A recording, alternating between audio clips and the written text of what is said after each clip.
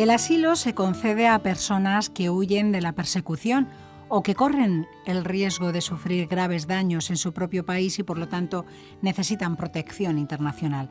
Es un derecho fundamental y su concesión es una obligación internacional derivada de la Convención de Ginebra de 1951 sobre el Estatuto de los Refugiados. En el programa Sin Distancias de la UNED en Radio 3 les presentamos un nuevo espacio dedicado a los refugiados. Hoy hablamos de la llegada de la persona refugiada a nuestras fronteras, de los aspectos jurídicos y prácticos de entrada. Hay que llegar a España. Esta serie de programas sobre los refugiados es una propuesta de la profesora de Derecho Civil de la UNED, Teresa Bendito Cañizares, que cuenta con la colaboración de la Comisión Española de Ayuda al Refugiado CEAR Madrid. ¿Quiénes son las personas refugiadas? La educación como clave de su integración, hay que llegar a España y refugio por razón de género son los títulos de la serie que les presentamos en este tiempo de la UNED en Radio 3 y que pueden volver a escuchar en la web de Radio Televisión Española y en canal.uned.es.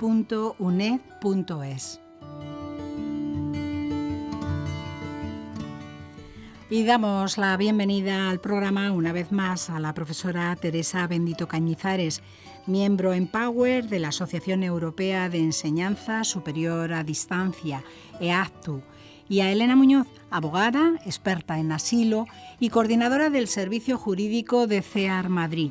Desarrolla su trabajo como abogada de solicitantes de protección internacional, incluyendo aquellas personas que huyen de una persecución por motivos de género. Bienvenidas y muchas gracias por acompañarnos a este tiempo de radio de la UNED en Radio 3. Hola de nuevo, Charo.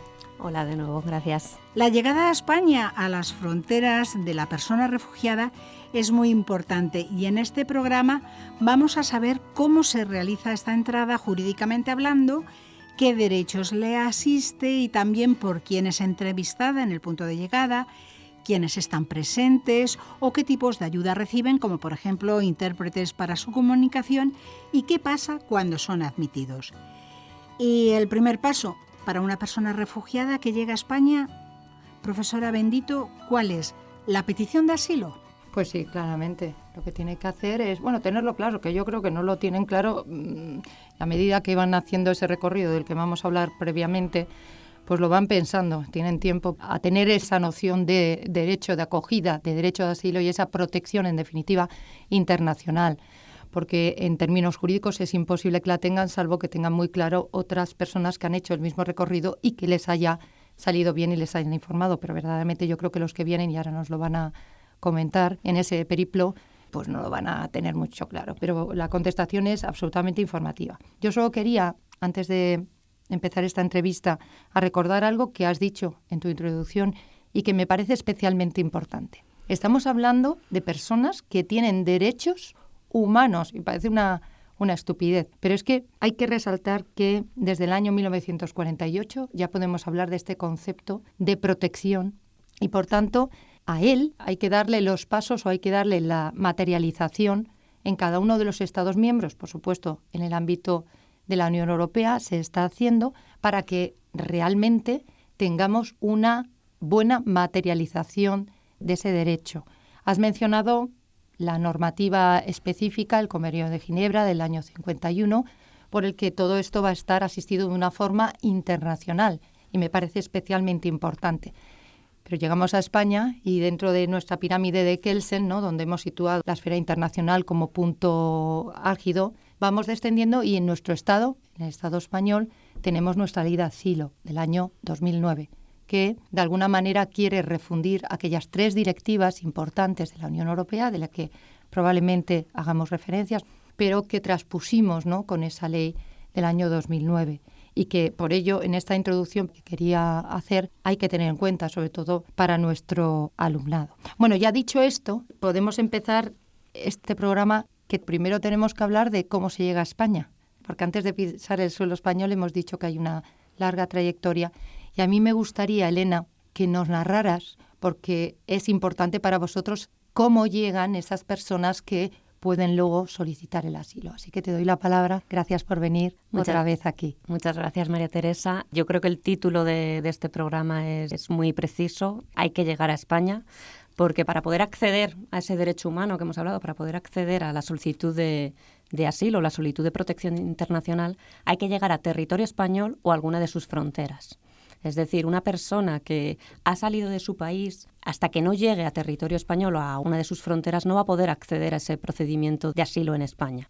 Los caminos que optan las personas que huyen de una persecución son muy variados, dependen mucho de las circunstancias personales y de las circunstancias del país.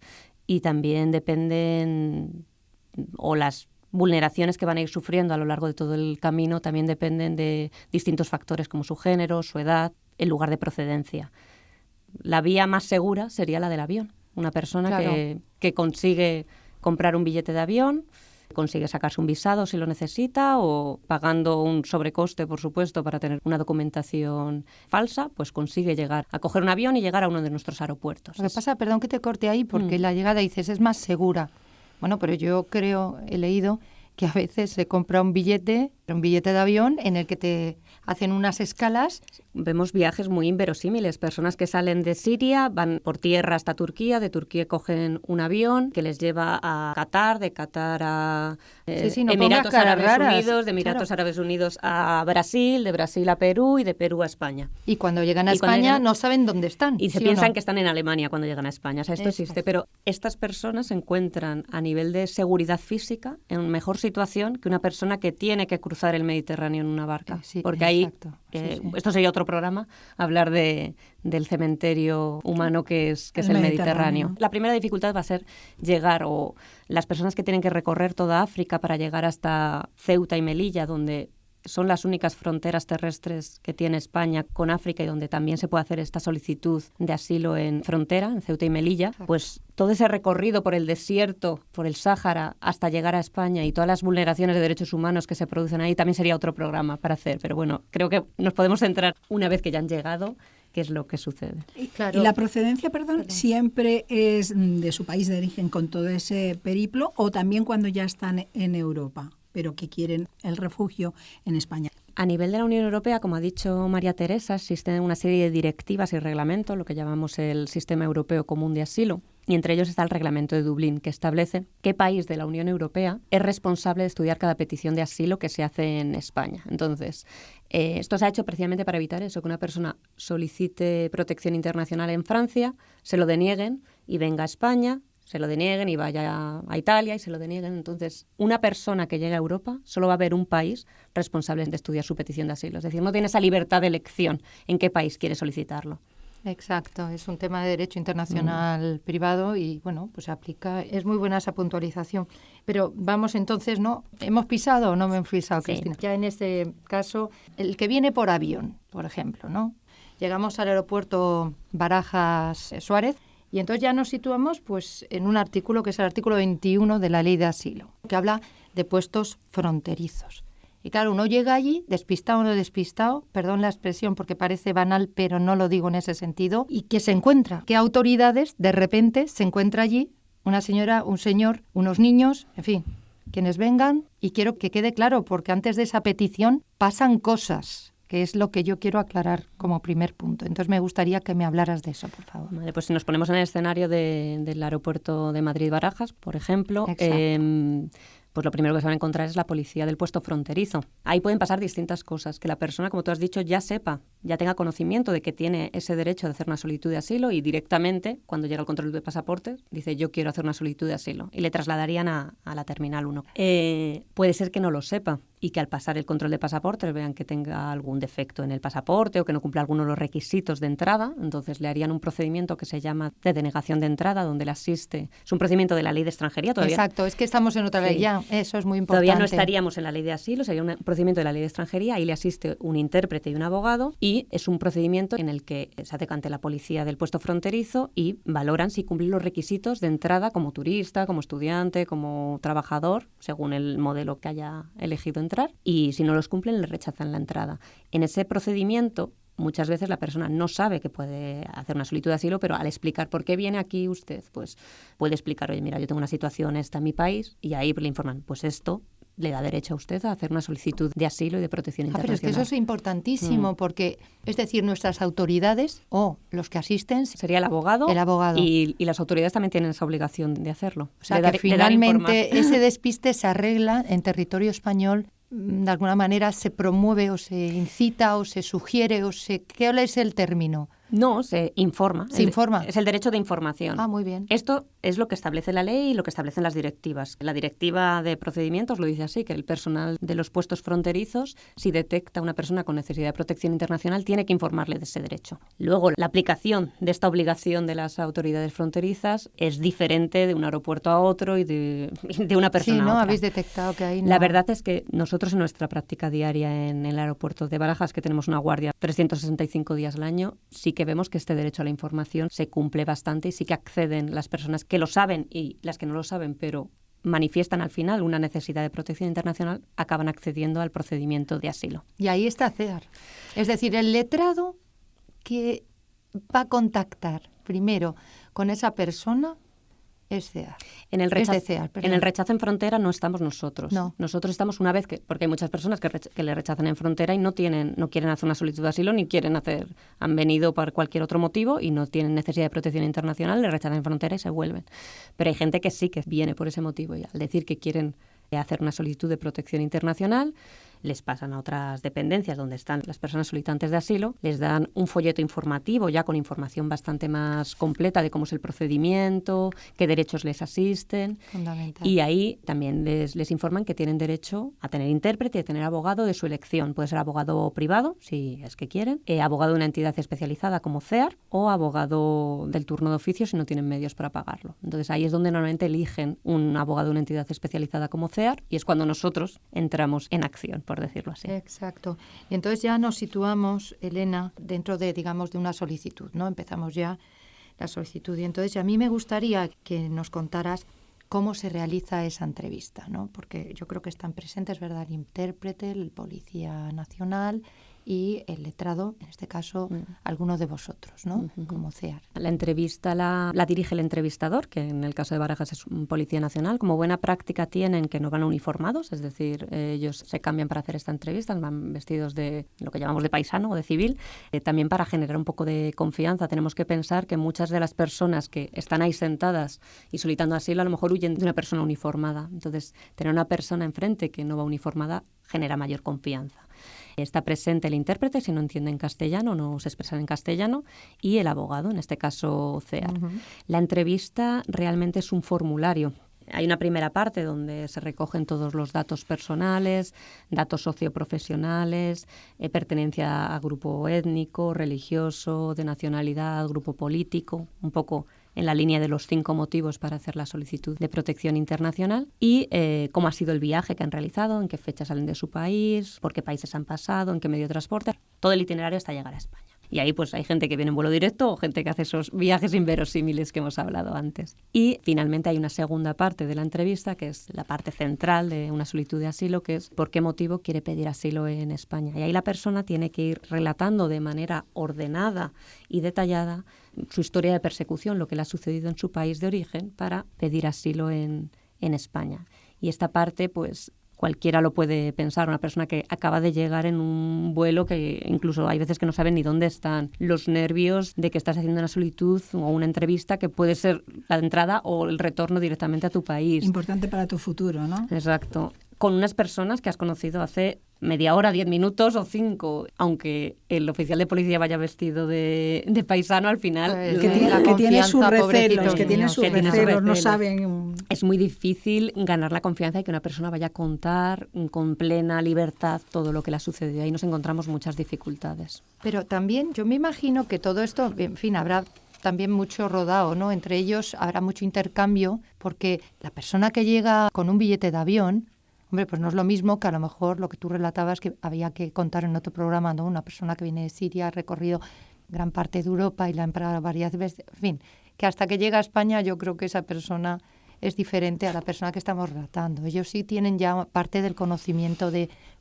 esa entrevista o de ¿No es vuestra experiencia eso? Nos encontramos con muchos escenarios o con muchos casos distintos. Hay gente que a lo mejor sí tiene aquí familia o personas que ya viven en España y que han hecho la solicitud de asilo, a lo mejor sí que tienen esa información, pero otras personas que no tienen esta red personal o esta red social no tienen mucha información. Pero al menos ellos llegan con una documentación y pueden relatar, yo creo, me imagino, mejor el itinerario, ¿no? No siempre llegan con documentación. Hay mucha gente que incluso el pasaporte, por consejo de la red de tráfico de personas que les ha traído, porque por desgracia mucha gente para huir a su país se ve abocada a entrar en una mafia de tráfico de personas que le pagas pues hasta 5.000, 6.000 euros, depende de cada tarifa, y te da un pasaporte o un visado falso y con eso puedes viajar. Porque, como hemos dicho, si no llegas a territorio, en este caso español, no puedes hacer la solicitud de asilo. Y muchas veces estas organizaciones les aconsejan que rompan el pasaporte en el avión.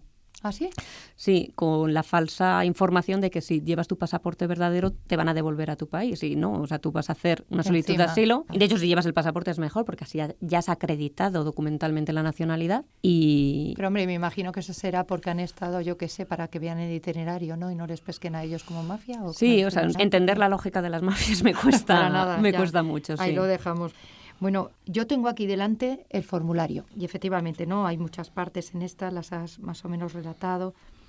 ¿Hay algún punto esencial que tú añadirías aquí a este formulario o está bastante completo? ¿Es algo que valoráis bien, que el letrado cuando está el policía preguntando, o vosotros mismos, que no lo sé, me imagino que os dejarán parte en esa entrevista, añadirías los datos? Porque he visto que hay datos del grupo al que perteneces, de la familia toda, de los estudios, de los títulos, por eso te preguntaba, llegan con más o menos titulación, documentación, etcétera, etcétera, fiable, ¿no? Porque ¿tú añadirías aquí algo? ¿Os parece que es completo? Es completo, incluso hay alguna pregunta que es muy difícil de comprender. Hay una pregunta cuando hablan de pertenencia a distintos grupos, si perteneces a un grupo étnico, a un grupo religioso, a un grupo político. Hay una pregunta que la dicción literal, si no recuerdo mal, es ¿pertenece a un grupo social relacionado con la persecución? No sé si vosotras acabáis de entender esa pregunta, ¿a qué se está refiriendo? Sí, es el punto C de datos de pertenencia a grupo social relacionado con la persecución alegada. Y entre paréntesis, profesión, género, orientación sexual. ¿Es eso lo que...? Esa pregunta es muy... yo cuando sí, es complicada. Es complicada de entender. Hay veces que el propio entrevistador dice, es que no sé muy bien ni a qué se está refiriendo. Entonces, esta pregunta, por ejemplo, muchas veces es mejor que cuente toda su historia y luego ya tú ves si la persecución es por motivos de orientación sexual, por motivos de género, por motivos de ser albino, por motivos... O sea, religioso, lo que sea. Ahí sí que lo podrías ya encuadrar en un grupo social determinado, pero hacerla previamente, hay veces que cuesta encuadrarse. De ser albino.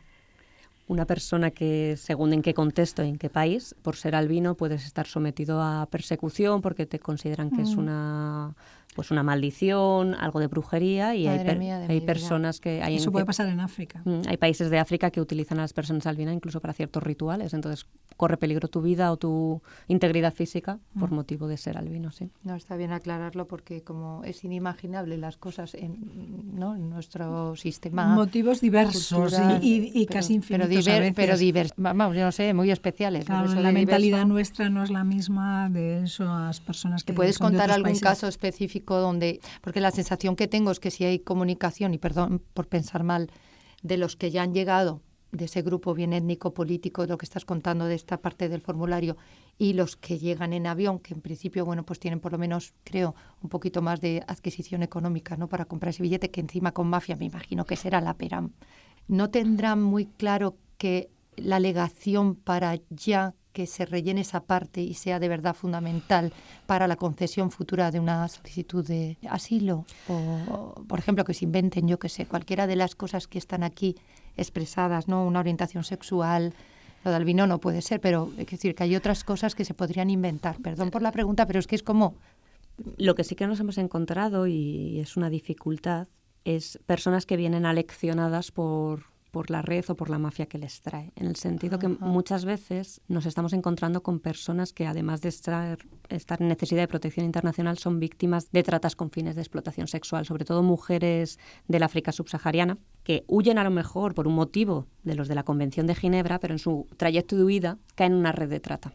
Y muchas veces la red de trata, a través de amenazas físicas contra ellas, contra su propia familia, amenazas con algo que también para nosotros es bastante intangible, pero que para ellas es muy real, como es el vudú, las amenazan que como cuenten algo de lo que realmente les ha pasado, pues van a matar a sus hijos, van a matarlas a ellas, a sus padres. Y la seleccionan con que cuenten una historia que cuando ya se ha escuchado varias, pues somos capaces de detectar que es una historia aprendida. Y esto nos lo encontramos a veces en las solicitudes en frontera y es difícil desmontar esas historias aprendidas porque aunque la red de trata las haya sometido a vejaciones y a humillaciones y a violaciones de sus derechos humanos, al fin y al cabo ha cumplido su cometido, que era traerlas hasta aquí. Y confían más en esa red, además de las amenazas que tienen, que en la persona que acaban de conocer hace 5 minutos le está diciendo, de verdad, por favor, cuenta la verdad, que sé que esto que estás diciendo no te ha pasado, cuenta lo que realmente te ha pasado, que seguramente es un motivo para solicitar asilo mucho más fundamentado que la historia que estás repitiendo como aprendida. Alguna vez que sí que hemos conseguido, con todas estas dificultades, desmontar un poco esa historia aprendida y nos han contado lo que realmente ha sucedido, hemos podido hacerlo a través de un recurso, presentar esa historia real, mi experiencia es que al final es una historia mucho más fundamentada y mucho más creíble, porque les ha sucedido de verdad, que una historia que has aprendido. Porque en la entrevista de solicitud, esa segunda parte donde cuénteme por qué motivo quiere solicitar asilo, ahí va haciendo preguntas el entrevistador, en este caso la Policía Nacional, y los abogados al final de la entrevista también tenemos la posibilidad de hacer preguntas.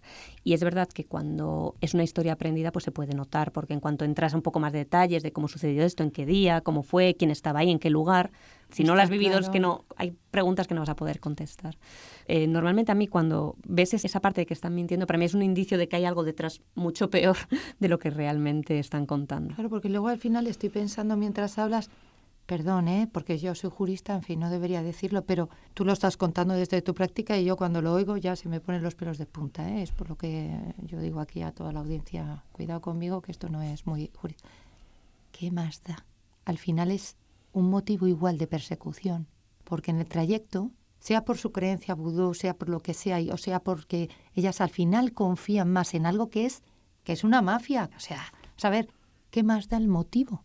Están igualmente, ellas, porque estás hablando de ellas, ¿no? Pero estarían todos igualmente perseguidos, que es uno de los motivos. Te estás refiriendo, ¿no?, a las víctimas de trata, sí, de lo que estamos hablando. Claro, sí. ¿Qué más da la historia que te cuenten? No sé, ¿cómo lo ves, Elena? Es lo que hemos dicho, ¿no? Es un indicio, cuando ves esta historia aprendida, es un indicio de que puedan ser víctimas de trata. Y ser víctima de trata en ciertas circunstancias es un motivo para ser reconocido como refugiado o refugiada en este caso. Entonces, sí, porque yo creo que en origen, por ejemplo, en África, que ha mencionado Charo, las mujeres, ¿no?, que son captadas, vamos a decirlo así, por su vudú y por su creencia, en su tribu, en fin, en su grupo familiar, son consideradas incluso como heroínas, porque se trasladan precisamente para proteger a su familia, incluso de futuro, para darles un estatus mejor, ¿no? Y entonces, claro, es que se junta ahí la creencia de ese grupo con... Sí, o sea, de hecho, sí, los casos, por ejemplo, en que una víctima de trata, si regresa a su país, puede ser otra vez captada por la red de trata, puede ser sometida a discriminación, estigmatización por haber ejercido la prostitución, porque casi siempre nos encontramos, la mayoría, no siempre, pero es bastante común que el fin de explotación en víctimas de trata sea explotación sexual.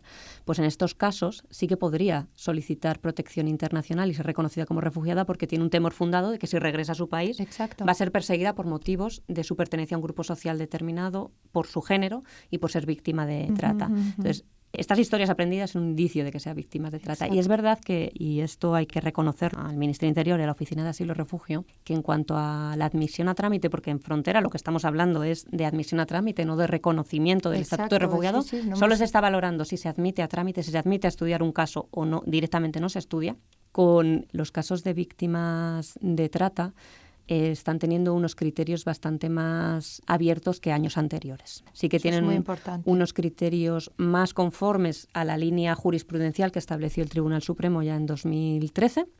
Lo que establece el Tribunal Supremo es que solo se pueden denegar en frontera, solo se pueden no admitir a trámite en frontera, las solicitudes que sean manifiestamente inverosímiles. Eso es. Que de una manera obvia y patente, sin necesidad de esfuerzos dialécticos, se vea que lo que está contando es totalmente increíble, ¿no? Entonces, la Oficina de Asilo y Refugio está aplicando esta jurisprudencia y los casos en que ve que hay indicios de que pueda ser víctima de trata y que no haya esta manifiesta inverosimilitud, está admitiendo a trámite. Y esto es algo que sí que hay que reconocer a la Oficina de Asilo y Refugio, que es un paso adelante en la protección internacional. Claro.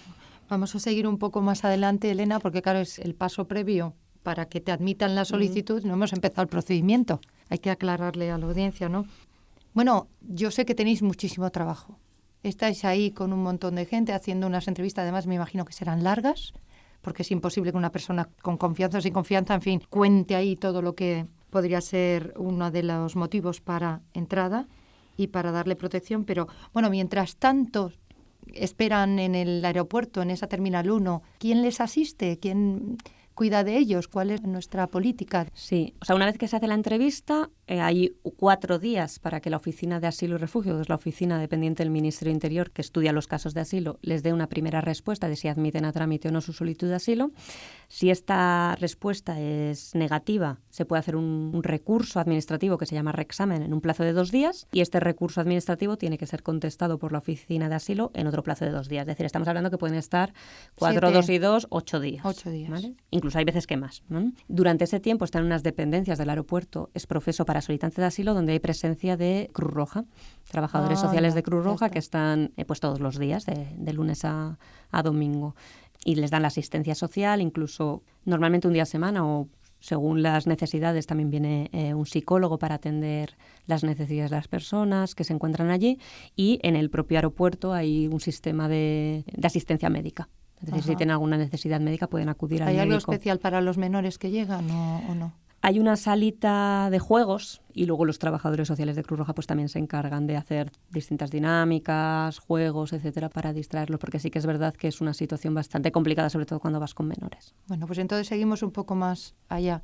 Ya tenemos a la persona admitida a trámite, su solicitud, y entonces ya yo creo que ahí el procedimiento que se sigue, ¿no?, empieza a ser común entre las personas que llegaron con ese pasaporte en regla y pasaron el control de aduanas, y la persona que no, pero que ha tenido en esos 7 días una respuesta afirmativa de estudiaremos su caso, estudiaremos su solicitud. Y entonces aquí tanto la que ha pasado, que lo pedirá ella misma, como las personas que están ahí en esas dependencias, tienen que ir a un sitio. ¿Dónde van? ¿A qué parte de ese ministerio? Vamos a empezar por ahí. La solicitud va...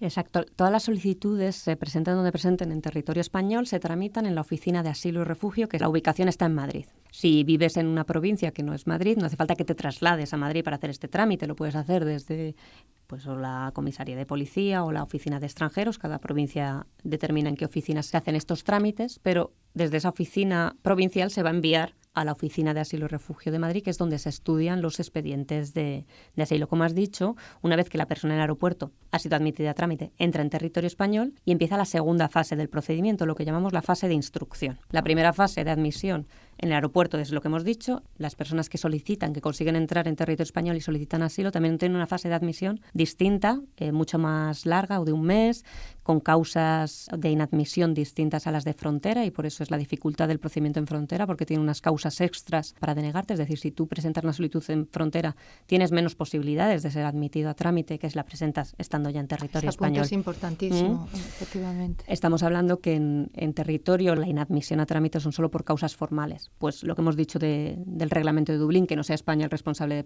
de estudiar una petición de asilo, que hayas hecho ya una solicitud anterior y que vuelvas a repetirla, entonces ya está estudiada, no hace falta volver a estudiarla. En frontera sí que entran en valorar la historia, y por eso es la dificultad de que sea admitido a trámite una solicitud de asilo en frontera. Pero una vez que lo has conseguido, como dice María Teresa, pues esas dos personas están en el mismo punto, son admitidas a trámite, tienen un documento como solicitantes de asilo, y su expediente va a estar en la Oficina de Asilo y Refugio, dependiente del Ministerio del Interior, que hace el estudio de la petición de asilo. No es el organismo que toma la decisión o que hace la propuesta de decisión. El organismo que hace la propuesta de decisión de una solicitud de asilo es la Comisión Interministerial de Asilo y Refugio. Es una comisión de varios ministerios: Ministerio de Justicia, Ministerio de Exteriores, Ministerio de Interior, Ministerio de Empleo y Seguridad Social, también, y la Secretaría de Estado de Igualdad, que ahora ya no es un ministerio, es una Secretaría de Estado. Claro. En esa reunión se debaten o se estudian los informes que la Oficina de Asilo y Refugio ha hecho de cada uno de los casos. En esa reunión está también el ACNUR, el Alto Comisionado de Naciones Unidas. Eso te iba a decir, que siempre tiene ahí ACNUR un papel relevante, quiero decir, ¿en todas las solicitudes o solo en algunas? Todas las solicitudes de asilo son comunicadas al ACNUR, al Alto Comisionado de Naciones Unidas al Refugiado. En el procedimiento en frontera, por ejemplo, tiene un papel muy relevante porque hace informes apoyando la admisión a trámite o no de cada una de estas solicitudes. Con la anterior ley, anteriormente a 2009, incluso el papel del ACNUR era aún más relevante, porque en el procedimiento en frontera, si tenía ese informe favorable del ACNUR, significaba que simplemente por interponer un recurso contencioso administrativo, un recurso judicial contra esa inadmisión a trámite, entraba directamente en territorio español la persona solicitante de asilo para continuar con el procedimiento judicial. Esto con la ley de 2009 se ha retirado, es decir, ahora aunque haya un informe favorable del ACNUR y se interponga un recurso contencioso administrativo, no tiene efecto suspensivo automático, es decir, por poner este recurso judicial, el vuelo continúa su trámite, es decir, la persona puede volver a su país de origen y continuar con el procedimiento judicial, a no ser que mediante una medida cautelarísima, es decir, que nosotros como abogados solicitemos al juez que como medida cautelarísima suspenda este vuelo, pero está a la decisión del juez, no es algo automático. Y antes, con simplemente tener el informe favorable del ACNUR, antes de 2009, era automático. Y entonces, en ese intervalo que tenemos y que ya es el Ministerio, ¿no?, en esta comisión que has dicho, ¿no?, compuesta, ahí, ¿qué es lo que se lleva? Por supuesto, ese documento, ¿no?, que habéis firmado en frontera o que habéis hecho antes, que es la solicitud, digamos. ¿Y qué documentación se acompaña? Pues yo me imagino que una vez que ya la persona esté, digamos, ya en territorio español, tiene a un abogado que no solo va a tramitarlo así tal cual, sino que, bueno, tiene que apoyar y documentar y acreditar esa solicitud, ¿no? Exacto. La ley lo que exige es, no exige prueba plena.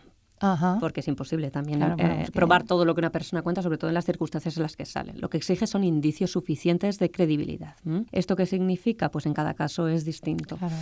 Para mí siempre, como abogada, el primer elemento, lo primero en que trabajo es lo que llamamos el escrito de alegación, es decir, que la persona cuente de una manera detallada, completa, todo lo que le ha sucedido, porque va a ser más creíble. Y muchas veces lo que nos pasa, por ejemplo, con los casos en frontera, es una persona que lo ha contado de una manera muy estresada ahí en un sitio en el aeropuerto donde está encerrado, pues hay muchas cosas que no ha contado porque se le ha olvidado por el estrés, por miedo. Luego, una vez que ya está en territorio español, esa información se puede ampliar y puede contar más detalles, más información sobre lo que le ha sucedido. Y luego hay que apoyarlo pues con toda la documentación que pueda acreditar o que pueda traer indicios de que lo que cuenta es real. Puede ser pasaportes, puede ser documentación de que pertenece a un grupo político, a un grupo religioso, pueden ser informes psicológicos, informes sociales, informes de organizaciones especializadas en víctimas de trata, en personas LGBTI. Hay distinta documentación que se puede presentar. ¿Tenéis también una entrevista personal con esa persona después? ¿Nosotros como abogados? Sí, claro. Nosotros como abogados tenemos muchas entrevistas personales con esa. O sea, que os seguís viendo y entonces es una comunicación que va a facilitar la acreditación final de esa solicitud, ¿cierto? Sí, nuestro trabajo es a través de entrevistas y vamos quedando con la persona a través de citas individuales para ir aclarando esas alegaciones, recabando esa documentación. ¿Y eso dónde lo hacéis? Porque ya tenemos una persona que está en un centro, en el centro que nosotros normalmente tenemos en nuestra oficina, citamos a la persona y a través de citas individuales. Está en García Noblejas, vamos a decirlo. Nuestra oficina en Madrid sí está en García Noblejas 41 octava planta y ahí pues hacemos las citas individuales con la persona solicitante de asilo y vamos trabajando el expediente. Qué bien. Y bueno, ¿el tiempo que tenéis para trabajarlo no es muy largo o qué? La ley habla de 6 meses, pero la propia ley dice que si en 6 meses no te han dado una respuesta, tendrán autorización para trabajar y se prorroga. Es decir, normalmente estamos hablando de plazos más largos de 6 meses. Depende de cada caso concreto. Hay casos que a lo mejor en 8 meses hay respuesta, hay casos que incluso en 5 meses tienen respuesta, hay casos que es año y medio. Ahora mismo creo que hay lo que llamamos un stock, es decir, unos 20.000 expedientes que todavía no han sido resueltos, ¿vale? Y de hecho, pues ya la Unión Europea ha dado un toque al gobierno español de ese retraso que lleva con esos 20.000 expedientes. Y luego, en ese periodo de los 6 primeros meses o luego la prórroga tal, la persona, ¿qué documentación tiene? Tienen un documento, lo que llamamos la tarjeta roja, que es un documento como solicitante de asilo. Es un documento que durante todo el procedimiento es una autorización para permanecer en España, le da derecho a la asistencia sanitaria, si no tiene medios económicos le da derecho a acceder al sistema de acogida que ya se habla en otro de los programas, ¿no? Y pasados 6 meses, si todavía no tiene respuesta a su solicitud de protección internacional, tiene también autorización para trabajar.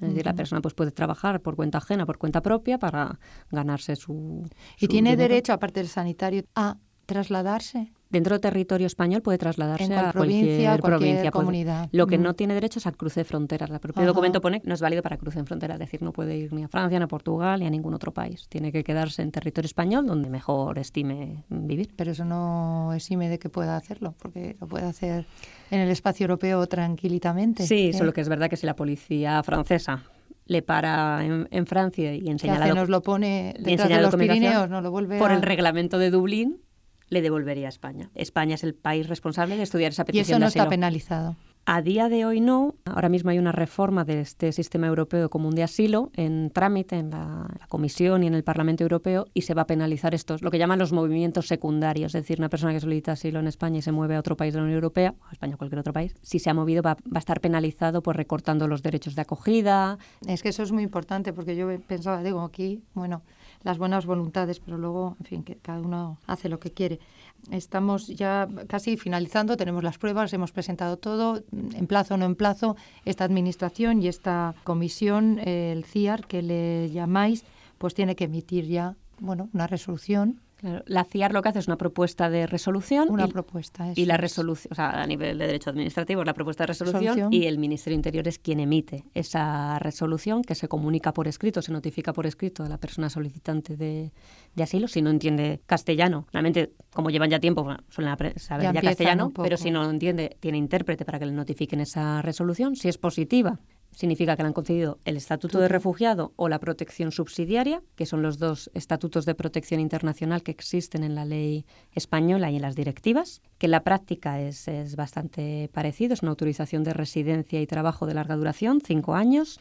Tienen derecho a no ser devueltos a su país, tienen derecho a la asistencia sanitaria, prestaciones de empleo, de seguridad social, de servicios sociales. En caso del estatuto de refugiado tienen derecho también a adquirir la nacionalidad en un plazo de 5 años de residencia. Cosa que en protección subsidiaria no lo dice expresamente la ley. El Código Civil no lo dice expresamente. Claro, exacto, pero es importante. Porque el Código Civil es anterior a la introducción de la protección subsidiaria. Entonces, pero como somos civilistas hay que también decir estas cosas. El Código Civil sí que lo establece esa reducción del plazo a mitad para refugiados, pero no para la protección subsidiaria.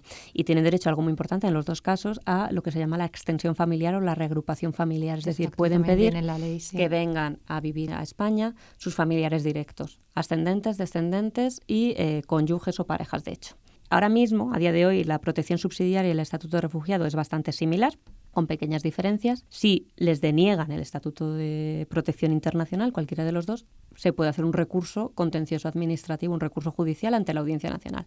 El problema del recurso es que mientras que se hace, que dura año y medio, depende de la carga de trabajo que tenga la Audiencia Nacional, no les dan ningún documento como solicitantes de asilo en recurso. Es decir, se encuentran de manera indocumentada en territorio digamos, español. Perdona que te corte para situarme. Tenemos la tarjeta roja, primera, en los 6 primeros meses, digamos, de estancia en territorio español, se prorroga. Te van dando una tarjeta nueva cada 6 meses hasta el final del procedimiento, hasta que te dan esa resolución del Ministerio del Interior. Una vez que apelas a la audiencia, ya no tienes documento. No tienes documentación para permanecer en España. No tienes autorizada la permanencia en España mientras que haces el recurso ante la audiencia. ¿Y si te paran? Por eso hay que intentar siempre regularizar la situación por la vía de extranjería. Ya volvemos a esas dos leyes, la ley de asilo y la ley de extranjería, que son distintas pero se complementan y son compatibles. Ajá. Incluso si una persona es solicitante de protección internacional, cuando tiene todavía la tarjeta roja, si cumple los requisitos para tener una autorización de residencia por la ley de extranjería, yo siempre aconsejo que lo haga, porque siempre tienes pues esa tranquilidad de que, aunque te digan que no, pues tienes tu autorización de residencia, podrás hacer el recurso ante la Audiencia Nacional, pero no tienes ese miedo de que me para la policía y que enseño. O sea que yo puedo calcular que tenemos 6 y 6, 12 y año y medio para tal, es decir, una persona ha estado aquí con una interinidad, bueno, tratada bien, porque sé que vosotros actuáis desde la acogida, ¿no? Sus niños, todo lo que hablábamos en el programa anterior, pero es que aquí ha estado en España con nuestra cultura, nuestro contacto, pues prácticamente 2 años y medio. ¿La vamos a devolver?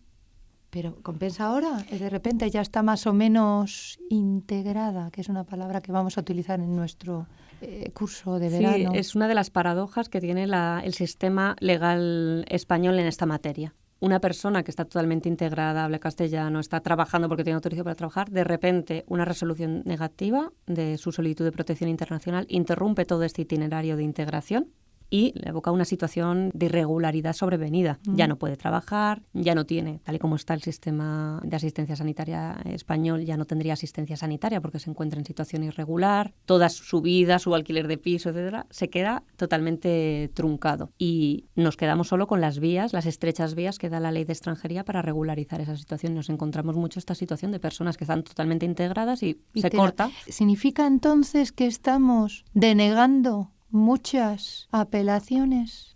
Es que ya no sé ni cómo decirlo, porque es que me sorprende solicitudes de asilo. Las solicitudes de asilo, que es lo que valora o lo que al final hay una resolución del Ministerio del Interior. Estatutos de refugiados solo se han reconocido un 3% en el año 2016. La protección subsidiaria, que es el otro estatuto de protección, sí que ha habido un mayor número de reconocimientos, pero principalmente enfocado a unas nacionalidades en concreto, Siria e Irak. Sería, claro. Es decir, si no eres sirio, iraquí o somalí, tienes unos porcentajes muy altos de que vayan a denegar tu solicitud de protección internacional. España no se caracteriza por ser uno de los países de mayor reconocimiento a nivel europeo. Es verdad que el hecho de que Siria e Irak sean una de las nacionalidades que obtengan protección subsidiaria hace al final que el porcentaje de reconocimiento entre estatuto de refugiado y protección subsidiaria mayor. Es bastante amplio. Bastante. Y estamos más o menos ahora mismo en la media, pero es importante saber eso, que el porcentaje mayor de reconocimiento, que es protección subsidiaria, está concentrado en unas nacionalidades en concreto. Si quitamos esas nacionalidades, el grado de reconocimiento es muy, muy pequeño. Profesora Bendito, tenemos que ir cerrando ya el programa porque no tenemos más tiempo.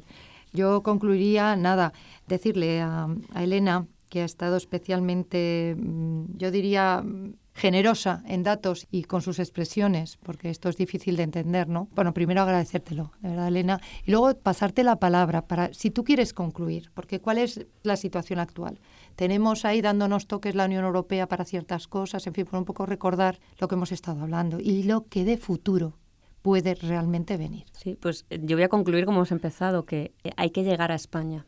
Lo voy a ampliar un poquito más, hay que llegar a la Unión Europea. Y para llegar a la Unión Europea tenemos que establecer como países, Estados miembros de la Unión Europea, vías legales y seguras, para evitar que esas personas tengan que coger una embarcación que les aboca prácticamente a la muerte, o evitar que una persona tenga que pagar 10.000 euros por miembro de familia para poder venir en avión. Tenemos que establecer vías legales y seguras para que puedan llegar a territorio europeo, territorio español en nuestro caso, y puedan acceder a este derecho humano.